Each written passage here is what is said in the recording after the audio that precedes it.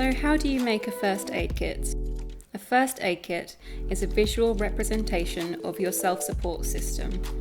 It can help you feel more resilient, improve your mental health, and learn how to treat yourself better with love and kindness. It can also assist you to be responsible for the way you feel and ensure that your needs are met. Be aware of the things you can do to help you feel better, as well as identifying thoughts or feelings that can improve your well-being. To make a first aid kit, you could use a template from Draw on Your Emotions by Margot Sunderland. First, think about ways you can self-support your mental health and well-being.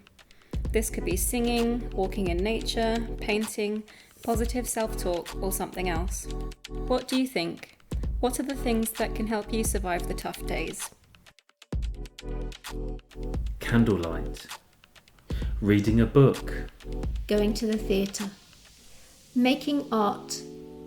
I like snakes, frogs and cats, and I'm general into animals. I used to study biology and it's never leaving you. Filling my tummy with delicious things. Dressing up and expressing myself. Spending time with my friends. Drinking lots of tea. I like dyeing my hair and preferably do it as often as possible. Making jewellery. I also like sleep. Walking in nature.